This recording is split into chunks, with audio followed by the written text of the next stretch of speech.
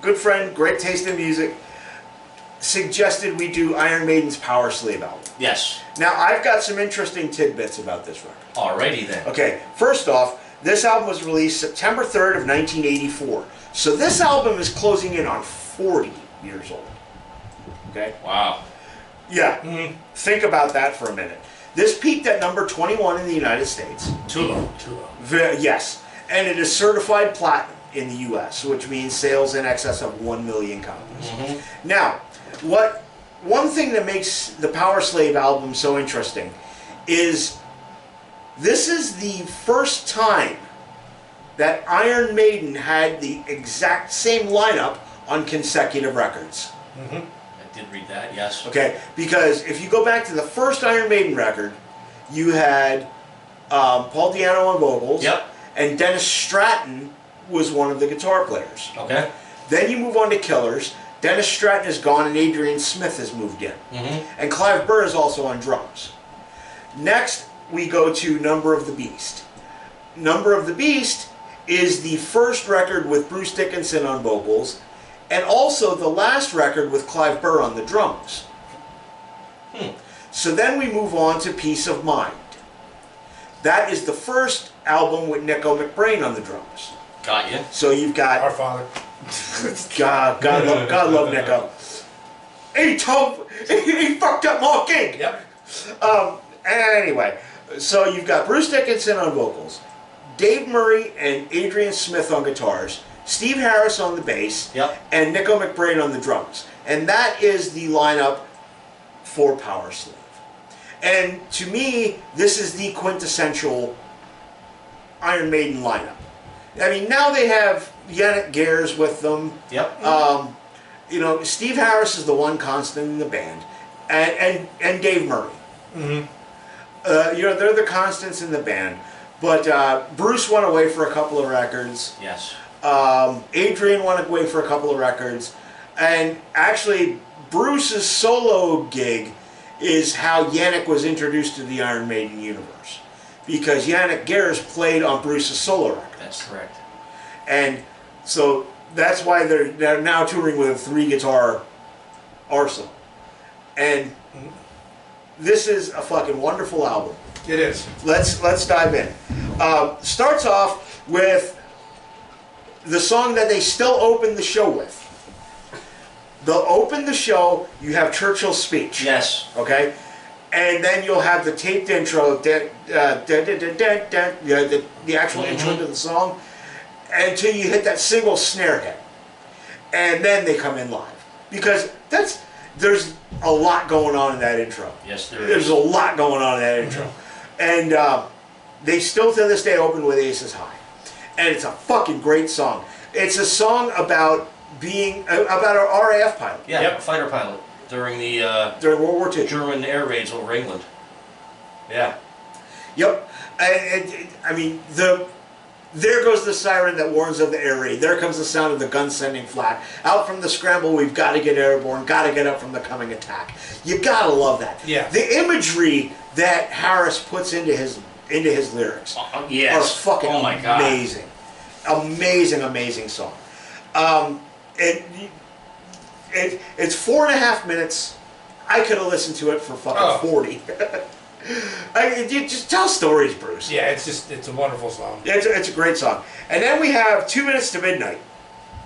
Doomsday Clock. Yes, the Doomsday Clock. This one was written by Adrian Smith and Bruce Dickinson. Okay. Whereas 2 Minutes to if I don't say who wrote it, it's a Steve Harris project. But this one, 2 Minutes to Midnight, like Jim said, this is about the Doomsday Clock. Bruce had stated at one time that it's about the romance of war. How people can be fascinated and repelled by it at the same time. Well, yeah, the pre-chorus says it all. The pre-chorus says it all. Got a pre-chorus. Got a song on a pre-chorus. Go to war again, the killer's breed or the demon's seed, the glamour, the fortune, the fame. Go to war again, blood is freedom stained. Don't you pray for my soul anymore. Yep. You know, he's not wrong. And the people that are worst about glamorizing war are the ones that will never, ever go. You're not wrong. Yep. System of a Down said it best. Why do they always send the poor? Anyway, next we have an instrumental, a wonderful instrumental. It is pretty good. Lost for Words. Big Aura. Yeah, you know how I feel about instrumentals. Even though it's good, I'm not an instrumental guy. I love it. The musicianship is like just so damn good. Yes. It didn't need lyrics. And besides, Bruce needed a break. No, you don't need a break on an album. It's not like it's all done live. It could have been. What if he was about to tell you an annoying trust was going to fall? Interesting story about that. That has been coming up a lot because that was a B-side to Powerslave. No, it was a B-side to 2 Minutes to Midnight. When they whatever single they released. Yep. They released it as a B-side. Yep. For those who don't know what we're talking about, if you go back and find the original cassette single or 45 of the single for 2 Minutes to Midnight, the B-side is a track called A Mission from Harry. Okay. Which was recorded at the backstage area of the Allentown Fairgrounds on the World Peace Tour, which was for the Peace of Mind record. Got it. Which I happened to be at. It was my first concert. I was 8 years old. No, I was 9 years old. 1983. And basically what happens during A Mission from Harry is Nico's playing his drum solo during the show, right? And Steve Harris is having problems with his bass gear. Got you. Okay, so he sends somebody, just the first random schmo he finds, to go get Nico's attention, tell him he's got to extend his drum solo. Paul, the lighting guy. Yeah, a lighting guy. I found a great interview with Nico who explains like a lot of behind the scenes stuff. Yes. This guy named Paul, he was a lighting guy, but he was sick. So he was said that since he's on medication, he can't climb the lighting rigs. So he just was there for the show and had really had nothing else to do. Right. Wow. And he nearly got sacked. Yeah. Nico wanted to fire him. So the guy runs out. Well, Taps Nico on the back. with a drumstick. While he's doing his drum solo. With a drumstick. Yeah. Right? What? Yeah. Trying to explain to him that Steve's having problems with his bass gear. Yeah. Now, Nico's in the middle of a fucking drum solo.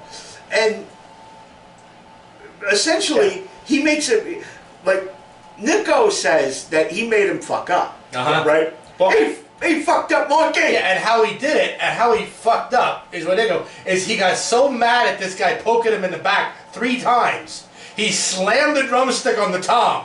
And the drumstick flew up in the air, and he caught it. Yes. And he continued. But that's how he screwed him up. Yes. But everybody thought it was part of the show. Right. So backstage after this all goes down, right, Steve and Nico are having an argument about what to do. And about 20 minutes this argument went. Yes. And Nico wants to fire this guy, right? Yeah. Well, unbeknownst to everyone else in the room, Dickinson has gone and started recording this. Yeah, Dickinson, the argument went between Steve and Nico, and everything was settled down. Dickinson puts a recording in his pocket turns and goes in and starts winding him up again. No, it wasn't in his pocket. It was sitting on a table. Oh, well, the way Nico said it was in his pocket. Well, because... But he said, he had it, must have had it. But he went in to stir the shit again. Yeah, and Dickinson started stirring the shit up again. He's a proud geezer. Yeah, and all it was Dickinson, like, stirring the shit. And like I said, the runtime of it, when Nico found it and shut it off. Yeah. Right? Like, he took the tape out. He said, is there anything on this? And Dickinson said, no. And he stomped it with his boot. Luckily, it didn't break the tape. Okay? Quick Dickinson punches Nico in the stomach and grabs his tape and runs out of the room. Nice! Nico is running after him down this, like, because they're, like, this weird, there's no backstage area. There's trailers. Yeah, this is at the fairgrounds. And finally corners Dickinson, who's holding the tape up and like, whoa, whoa, whoa, whoa, whoa, whoa. He's like, what? He's like, it's the lyrics to Powerslave are on this. Why did you tell me that? I forgot. Well, because the last thing you hear on a mission from Harry is Nico finding the recording, the tape recorder. Some cunt's recording this. And at that, Harris puts him in a bear hug, and then Nico grabs the cassette. And he's like, "Is there anything on this?" No. And he goes to stomp it. Didn't break it though. We could have lost Powerslave in that moment. So then they are doing this record, right? Yes. And they're in the studio and they play this cassette and they're all having a good laugh about it. Because now Paul didn't lose his job. Okay. He got a bulletin. Yeah. Oh, he got a bulletin. He got a bulletin. He got a bulletin, but he didn't lose his job. So he kept his gig with Iron Maiden. And now Nico and Steve can laugh about this. So Steve says, that would make a great B-side. And it became the B-side to the single of 2 Minutes to Midnight. Oh my. Find it on YouTube, kids. Yeah, it's on YouTube. It's still, no matter how many times I hear it, there's so much stuff. Bullocking needs to be a term. Yes. It's such a fun little... My favorite line is, "He's standing behind me, sit down!"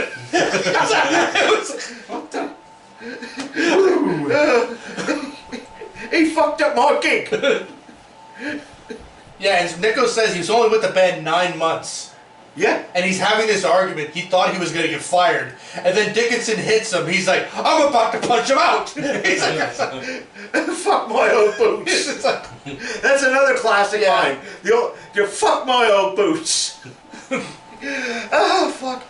Next song, after Lost for Words, is Flash of the Blade, which is obviously a Bruce Dickinson song. Yes. This is about fencing.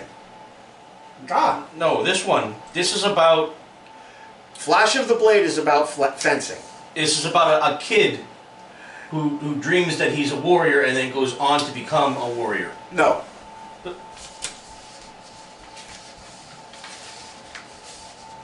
The song tells a short story about someone who grew up pretending to be a legendary warrior And learned becomes the a sword fencer. and became a force for vengeance against his foes. Where'd you get that from? I don't remember. And fencing. Ding. No, the smell of resin leather, steely iron mask. Yeah, well, have you ever seen fencing? It won't be very metal to do a song about fencing. Hold on, because I'm going to put my foot in my mouth right now. At the fencing master's call. You fucked up my gig. No, you tried to fuck up my gig. Fuck my old boots. Moving on. Wow. No. See, and that's why I don't read lyrics. See, die as you lived in a flash of the blade. In a corner forgotten by no one. You live for the touch, for the feel of the steel. One man and his honor. Can you die fencing? You could. I mean, it's a really small foil. If the tip comes off the epi. Oh, God. Well, there's another song in here about fencing. No. What? The Duelist is not about fencing. What the? It was based off of the movie. The Duelist. It talks about pistols. The swordsmen move against each other. And there's also a thing about pistols. In the beginning, a cut and a thrust, a parry, a blow, a stab to the heart, and you're down. Right, but look, the Three Musketeers all had swords. You never had muskets.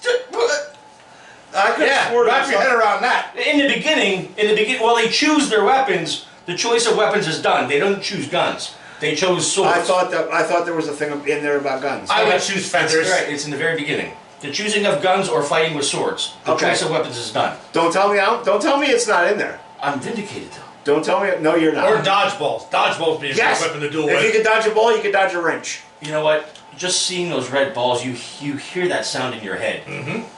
Ding!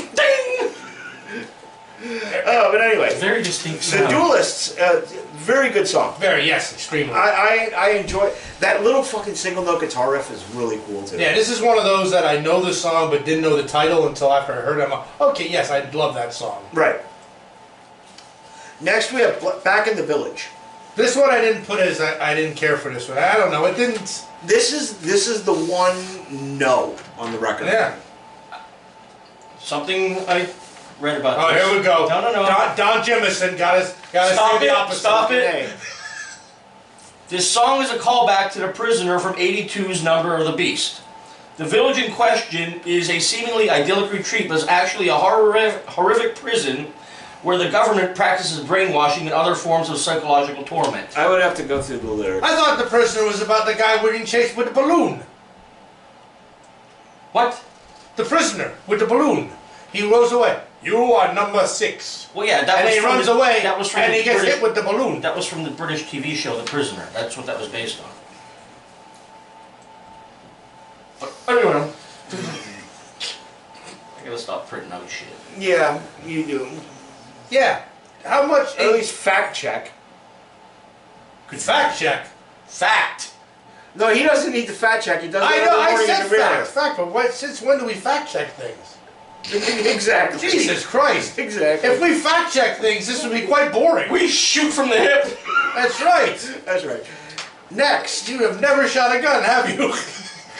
I've never seen just a. You know what? There, bang under the table. Wait, See, did you? You saw the movies, You saw the Young Guns movie. Yeah. You know, he kind of reminds me of fucking Dirty Steve. Dirty Steve. You see the size of that chicken, Dirty Steve. I don't remember Dirty Steve. Did you see the size of that cockadoodle goddamn dude? Anyway, next is one of my favorite Maiden songs of all time, Powerslave. Yeah, it's a good one. Yes, I love this song. But until I saw this, you know, and yeah, and the way that Get out of here! Look, see, there's nothing wrong with it now. yeah, suck it in. Breathe. You can breathe now, Jim. I am breathing. Did you buy that recently? Why? Because I didn't know if this was a new shirt or a shirt you had in your closet. That's why I'm asking. I have to learn that when I buy cotton shirts, Yeah. they shrink after I fucking. Oh buy it. yeah, you gotta buy it one size bigger. Yeah. Yeah. So 4X. Or No. or Yeah. 2X. or stop eating so many tacos. But that'll take away from his blue. Fucking tacos. There's nothing wrong with There's tacos. nothing wrong with tacos. Only if they're not Taco Bell tacos. This is bad meat. alleged beat. This is a wonderful song. It is. It's the album cover is an Egyptian motif. It's Eddie as The Sphinx. the Sphinx, and Powerslave tells kind of the story of a pharaoh. Mm-hmm. Yeah, Power Mad Pharaoh on his deathbed. Yes. Tell me why I had to be a power slave. I don't want to die. I'm a god. Why can't I live on? Yep. When the life giver dies, all around is laid waste, and in my last hour, I'm the slave to the power of death. There's a line in there. He is a man and a god, and he will die too. It's like, because I guess I don't understand where you can get that diluted in your own head that you think you're going to live forever. Nah. Oh well, that's the way that the Egyptians were. Yeah, I guess. That's why they took all their slaves with them and killed them all, and their pets, and the slaves' children, and everything. It didn't. The entire house. When the person died, everybody went with them. Everybody went with. Yeah. That's fucked up. It's like, Yeah, well, when Cameron was in Egypt's land, he said, "Let my Cameron go." Ferris Bueller. Yes. You're gonna pull a Ferris Bueller. Yes. Damn it. I'm glad you caught it. Of Oh course. my. There's very few places that use that lyric. That's right. But Aziz, light. Oh fuck. But yeah, this is a great song. Yes. It's my second favorite on the record. My favorite one is the closing track. Yes, I love this one. Almost 14 minutes. Yes. long. And no dead space. Worth every minute. This is the last song is the song "Rhyme of the Ancient Mariner." This back in the '80s, when I heard this, it actually inspired me to go and seek out the poem The poem itself, yeah. by Samuel Taylor Coleridge. Yep. It's a 120-page poem. At least the version, the book that I read was like 120 pages. It tells the story of a guy at sea. And bad shit just happens. Like Bruce Dickinson says when they play this live, the moral of this story is this is what not to do if a bird shits on you. Kill the bird. Huh. Yeah. So, like, you've got this, I'm assuming like a Roman galley or something. Okay? Well, it has to be wind driven. Yes. Because I guess they get lost in Antarctica in the fog and shit like that, and they think the bird helps them out, but then the shit goes south again, so that's why the guy kills the bird. Yeah, I thought the Romans were using oar power. Yeah, they might have. And then it really gets bad, and they end up in a calm sea. Right. Yeah, because it talks about, but how can she sail with no wind in her sails and no tide? Yes. Yeah, but he kills a bird. They're like Jim said, they're stuck in the land of the snow and ice, to a place where nobody's been, to a place where nobody's been. Through the snow and fog, flies on the albatross, hailed in God's name, hoping good luck it brings. Fuck, I really shouldn't know all these lyrics. But anyway, so I didn't print them, it would have been 3 pages. No, because that whole middle section. The mariner kills the bird of good omen. Yes. His shipmates cry against what he's done. But when the fog clears, they justify him and make themselves a part of the crime. Correct. Those are the lyrics. So yeah, and they see that shit's going south again, right? His crewmates see shit's going south again. So you folks, have you ever heard the term an albatross around your neck? This is where it comes from. Yes. I thought it was from Monty Python. Albatross. What flavor is it? Bird flavor. So and now there's a ship that comes in, and there's a woman, and I guess her manservant, Death, who is Death. Yes. On. Yeah, she is. This ship. She is life, death, and he is death. Right, and they play a game of dice. Yes. Ooh, For the souls. Yes. Then onward she comes, onward she nears, out of the sun. She has no crew. She has no life. Wait, but there's two. So they played the game. And the mariner loses. Then crew one by one, they fell down dead, 200 men. Never take charisma as a dump stat. She life and death. She lets him live, her Yes. chosen one. Yes. And then there's that little musical interlude, and there's a reading of part of the spoken poem. word part. Yeah, I remember that. Which is part of the poem. 4 times 50 living men. All They fell down, blah blah blah. with a ghastly pang and cursed me with his eye. Shit like that. Yes. They read part of the poem, and then the mariner has a moment of clarity. The curse that lives on in their eyes, the mariner he wished he died, along with the sea creatures, but they lived on, so did he. And then by the light of the moon, he prays for their beauty, not doom. With heart he blesses them, God's creatures, all of them too. Then the spell starts to break, the albatross falls from his neck, sinks down like lead into the sea, then down in folds comes the rain. And now everything gets better. Yep. And the song concludes with the mariner being set free, his crew's back to life, and the wind's back in their sails, and they're back onto their destination. And it says in the song that the mariner's bound to tell his story wherever he goes. That's his curse. Yes. Yeah, because he's at a wedding. Yep. He's at a wedding and was trying to tell the story to, was it the fucking bride or something like that? I don't remember, and then at the end he tells it, I have to tell this tale. This is my curse. Blah blah blah. Blah. Yeah. Yep. That was his live death. His live death. Yep. It's an excellent fucking song, and once again, one of Steve Harris's absolute brilliant epics. This was the longest song in Iron Maiden's canon for quite a few years. I just read it was until a song off of what's that one with the Japanese samurai? Senjutsu. There's one on there that's 18 minutes long. Yes. Yeah, there's a song on Senjutsu that's 18 minutes long. And this was, Rhyme of the Ancient Mariner was a staple in the live set for years. Really? Yes.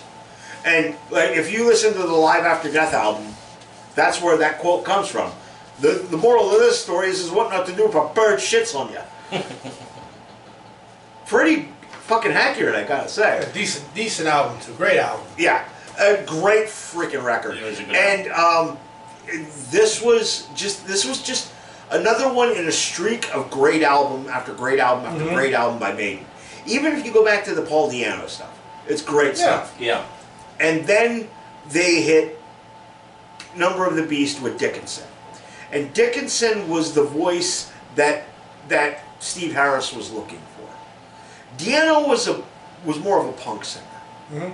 Not the air raid siren that Bruce Dickinson is. Yes. And can carry off the epic stuff that Dickinson. And that's what everybody was doing at that time. Yes. You know, you had your Dios, Yes. and Priest, and and Maiden, and everybody was. That was the sound that everybody needed. Yeah. It was good shit though.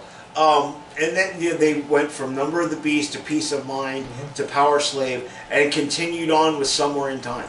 Another great fucking record. Yes. I wish somebody would have suggested that one too. We could put it in the bucket.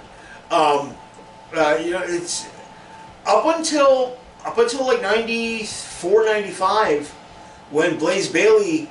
Yeah, whatever. The last one that I enjoyed was No Prayer for the Dying. Yeah. That's one of my favorites, but I do have the one after that, Fear of the Dark. Fear of the Dark is good. Fear of the Dark, It's a more mellow record. Yeah. Yeah. I mean, like Maiden has had very, very few missteps. Virtual 10. Virtual 11. 11. 10, 11, that was bad. And then the one you're thinking of was the X Factor. Probably that one, yeah. That was terrible. Those were the two Blaze Bayley records. That was, those were two, one outstanding record and one pretty good record this week. I think one outstanding record and one record that was outstanding at the time. Yes. But didn't age well for me. Yeah, you're right. You're right. That the album for me either didn't age well. Yeah. Because you don't see a lot of people wearing 9 Inch Nails shirts. No. And Trent Reznor. But you still see the random idiot wearing an Iron Maiden shirt. Yeah. Yeah. I didn't mean that the way it sounded. It did. I'll hang on. I'll add fuel to the fire. The random idiot wearing an Iron Maiden shirt that's 2 sizes too small. Let me tell you, one of my favorite Iron Maiden shirts, and I do wish I could get another one, was when I had Up the Iron shirt. Yes. I love that shirt because it had everything on it for that time to 10 years. Yeah. That shirt's lost to the ages. I have pictures of it. I wish I could find a complete set of the first 10 years for a decent price. Maiden did a box set back, late 80s, early 90s? What year did 84? Maybe it's 83 to 93, I think. It was on this shirt. No, it was later. It was earlier than that. The box set was those years. It was the first 10 years. It was earlier than that because we were still working at Dorney. Because Rich Weaver got it. Maybe it was 79 to 89 then. It might have been 79 to 89. Yeah, that actually sounds right. Or 81 to 91. I have to look at the pictures I have of the shirt. But yeah, they did a first 10 years thing, and they re-released all of the singles, and that's where like a lot of people got their introduction to A Mission from Harry. Yeah. Because on each disc was a track called "Listen with Nico," and Nico would talk about all of the shit on that particular CD. Yeah. Yeah. So I fucking love Maiden. Thank you, Doug. Thank you.